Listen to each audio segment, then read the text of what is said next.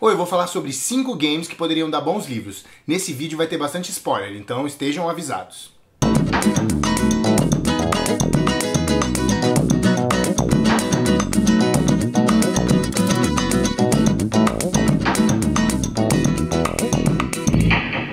O primeiro jogo sobre o qual eu vou falar é The Legend of Zelda: The Minish Cap, um jogo para Game Boy Advance de 2006. Ele foi dirigido por Hidemaru Fujibayashi. O enredo da história segue mais ou menos a estrutura narrativa dos contos antigos, como por exemplo das Mil e Uma Noites. Você tem uma narrativa que engloba a história como um todo, mas você tem pequenas micronarrativas que vão sendo contadas ao longo da história e que vão se encaixando de uma maneira bastante inteligente e interessante.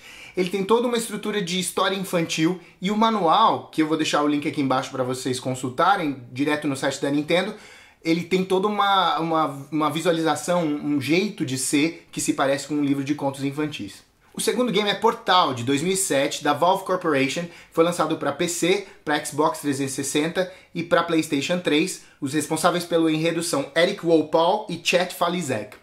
A narrativa, ela segue uma estrutura quase kafkiana. Você está bastante confuso sobre quem você é no jogo. E a sua única referência é a voz robótica de GLaDOS, uma inteligência artificial que é, ao mesmo tempo, esclarecedora e irônica, ao mesmo tempo inteligente e sarcástica. E você fica bastante confuso a respeito disso. O que é interessante é que a estrutura geral do jogo, enquanto game, é um puzzle. Você tem que resolver certos quebra-cabeças e, na verdade, é bastante simples, uma vez que você descobre o mecanismo. Só que se você entra na história e se deixa levar pela narrativa, o jogo se torna muito mais interessante. É isso que me faz pensar que ele também daria um bom livro. O terceiro game é BioShock, da 2K Games, também lançado em 2007 para PC, Xbox 360 e PlayStation 3. Aqui a coisa já fica um pouco mais complicada para adaptação, porque ele usa muito bem os recursos de games de maneira a contar a história. Essa aqui é a capinha do jogo. Quando você começa o jogo, você é aparentemente o sobrevivente de um acidente de avião e você vai para o único lugar possível, se arrastando, nadando lá, e você, quando chega lá, é apresentado a uma espécie de vídeo de orientação. Lembra um pouco a narrativa de Lost. E esse vídeo de orientação diz o seguinte: a quem pertence o suor do seu rosto? Diz o homem de Washington que ele pertence aos pobres. Diz o homem do Vaticano que ele pertence a Deus. Diz o homem de Moscou que ele pertence a todos. Mas aqui em Rapture, ele pertence ao homem que o produziu. O que aparentemente está acontecendo é que foi criada uma sociedade alternativa onde os ricos e poderosos podem fazer exatamente o que eles querem. O que parece bastante interessante do ponto de vista do avanço, sem nenhuma restrição moral e nem nada disso. Só que quando você chega lá embaixo, quando o seu elevadorzinho acaba de descer, você é apresentado para um universo que está todo destruído. E aí você fala, bom, alguma coisa deve ter dado errado. O que é interessante é que ao longo do jogo você vai entrar em contato com como essa premissa da liberdade total, ela é, de alguma maneira, nesse universo, destruidora. Há um artista, por exemplo, que ele gosta de fazer estátuas com pessoas vivas para capturar o sentimento da morte enquanto elas estão morrendo. Então é algo bem interessante. O jogo é até recomendado só para maiores de 18 anos. Então ele tem uma série de conteúdos morais assim complicados. Mas eu acho que o que dificultaria a transmissão disso para um livro é que ele é usado de uma maneira muito interessante o próprio recurso do game.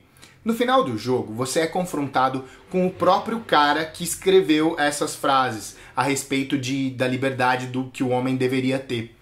E esse cara vira para você e diz que você foi programado. Programado para toda vez que alguém dissesse "Would you kindly?" ou "Por favor", você obedeceria. E aí, ele é o último enfrentamento que você tem, e ele é um velhinho, não tem muito desafio do ponto de vista da dificuldade de ir lá e matar o cara.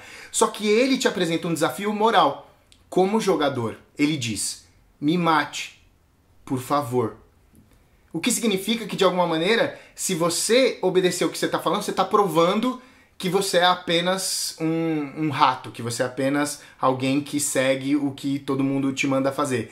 E se você não faz nada, você seria livre. Então é bastante interessante como que o jogo apresenta um dilema moral. Talvez no livro isso pudesse ser transmitido através, por exemplo, do virar da página. Que ao virar a página você estaria escolhendo fazer matar o personagem que tá lá diante de você. Mas apertar o botão e dar o golpe final nele é algo bastante... é uma experiência bastante diferenciada e que acontece por ser game e talvez num livro não ficasse tão bom.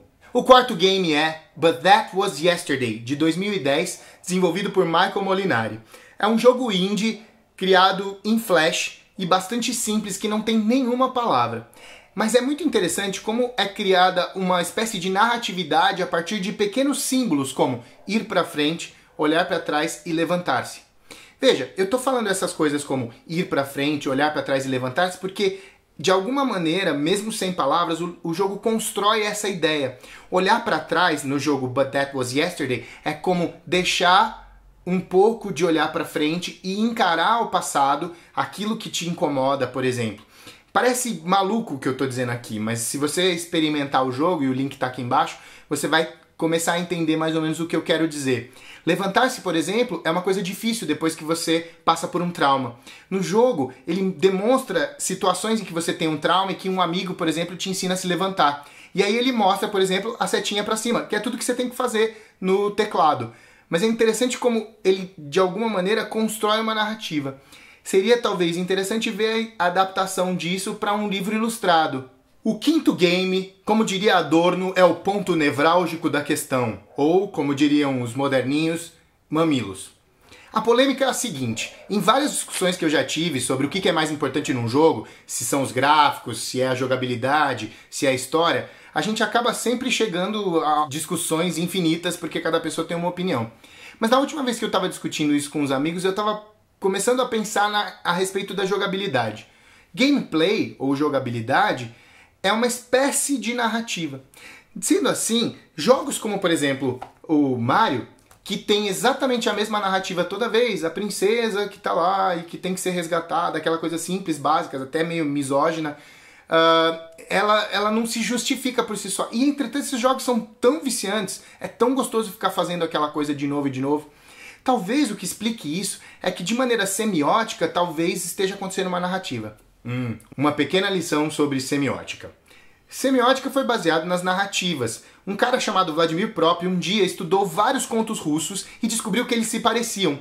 Um cara chamado Greimas estudou o Prop e pensou que talvez essas narrativas que se pareciam pudessem exprimir não só as narrativas dos contos russos, mas os contos de todas as coisas de toda a humanidade. E o que tudo isso quer dizer é que nas narrativas há sempre uma situação de disjunção ou de separação e uma situação de junção. Essas duas situações vão tender a se alternar e é baseado nisso que o Greimas constrói toda a teoria dele. É claro que tudo isso é muito mais complexo do que isso, mas o que eu queria chamar a atenção é essa ideia de estar separado e estar junto. Talvez nesses jogos mais simples e cujas narrativas simples nos encantam, o que esteja acontecendo é que o tempo todo a gente esteja reconstruindo essa ideia de que você está separado das moedinhas que você quer, do seu objetivo, da princesa, ou seja lá o que for, e ele vai te renovando essa esperança o tempo todo. Nesses jogos casuais, como Flappy Bird, Plants vs Zombies e até mesmo no Mario ou Donkey Kong, talvez a narrativa se construa através da jogabilidade. Mas isso é uma outra história. Se você gostou, clique em gostei, se inscreva para mais vídeos no canal e até a próxima!